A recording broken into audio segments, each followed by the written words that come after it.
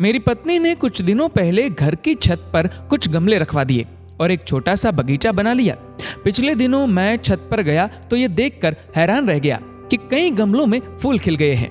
नींबू के पौधे में 2 नींबू भी लटके हुए हैं और 2-4 हरी मिर्च भी लटकी हुई नजर आई। मैंने देखा कि पिछले हफ्ते उसने बांस का जो पौधा गमले में लगाया था, उस गमले को घसीटकर वो दूसरे गमले के पास कर रही थी। मैंने कहा, तुम इस भारी गमले को क्यों घसीट रही हो? पत्नी ने मुझसे कहा कि यहाँ ये बांस का पौधा सूख रहा है, इसे खिसकाकर इस पौधे के पास कर देते हैं। मैं हंस पड़ा और कहा, अरे पौधा सूख रहा है तो खाद डालो, पानी डालो, इसे खिसकाकर किसी और पौधे के पास कर देने से क्या होगा? पत्नी ने मुस्कुराते हुए कहा, ये पौधा यहाँ अकेला है इसलिए मुरझा रहा है, इसे बाकी पौधों के पास कर देंगे तो ये फिर लहलहा उठेगा। पौधे अकेले में सूख जाते हैं, लेकिन उन्हें अगर किसी और पौधे का साथ मिल जाए तो जी उठते हैं। ये बहुत अजीब सी बात थी।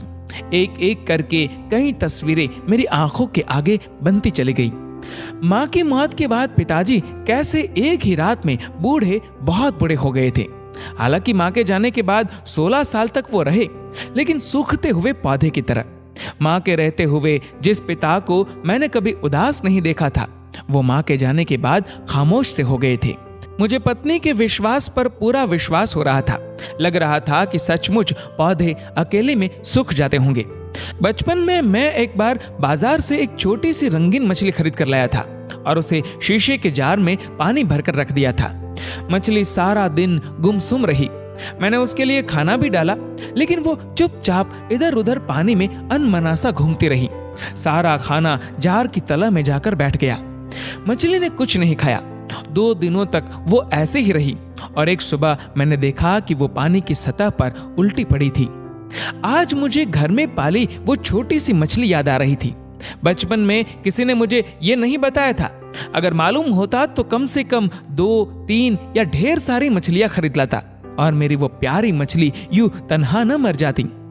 बचपन में मैंने माँ से सुना था कि लोग मकान बनवाते समय रोशनी के लिए कमरे में दीपक रखने के लिए दीवार में 2 मोखे बनवाते थे, क्योंकि माँ का कहना था कि बेचारा अकेला मोखा गुमसुम और उदास हो जाता है। मुझे लगता है कि संसार में किसी को अकेलापन पसंद नहीं। इंसान हो या पौधा, हर किसी को किसी न किसी के साथ की जरूरत होती है।